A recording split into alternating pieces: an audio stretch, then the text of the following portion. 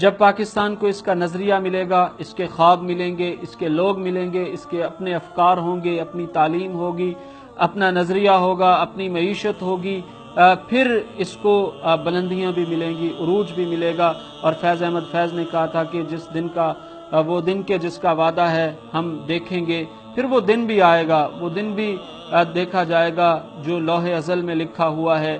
اور پھر اس دن کے حوالے سے جو ہماری کاوشیں ہیں، کوششیں ہیں، جہود و مساعی ہیں، وہ صبح کبھی تو آئے گی۔ ان کالی صدیوں کے سر جب رات کا آنچل ڈھلکے گا، جب دکھ کے بادل پگھلیں گے، جب سکتا ساگر جھلکے گا، جب عنبر جھوم کے ناچے گا، جب دھرتی نغمہ گائے گی، وہ صبح کبھی تو آئے گی۔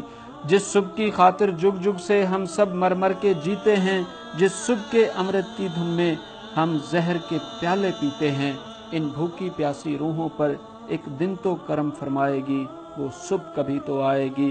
مانا کہ ابھی تیرے میرے ارمانوں کی قیمت کچھ بھی نہیں، مٹی کا بھی کچھ مول مگر انسانوں کی قیمت کچھ بھی نہیں۔ انسانوں کی عزت جب جھوٹے سکوں میں نہ تولی جائے گی، وہ صبح کبھی تو آئے گی۔ وہ صبح جب آئے گی تو پھر ان قاتلوں کو، ان بدکاروں کو، ان بدفعلی کے مرتکبوں کو، ان انصاف کے قاتلوں کو، ان معصوم بچیوں کے قاتلوں کو، مجرموں کو، ملزموں کو کوئی پناہ نہیں ملے گی۔ اس صبح میں آنا ہے، اور یہ لوح ازل میں لکھا ہے، یہ وعدہ ہے، اس صبح میں ہونا ہے۔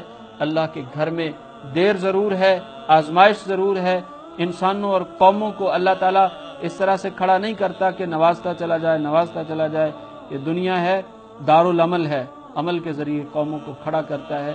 جب پاکستانی قوم عمل کے لیے اب کھڑی ہوئی نا 12ویں قتل پر، یہ 100واں بھی ہو جاتا، خاموش رہتے تو کچھ نہیں ہونا تھا۔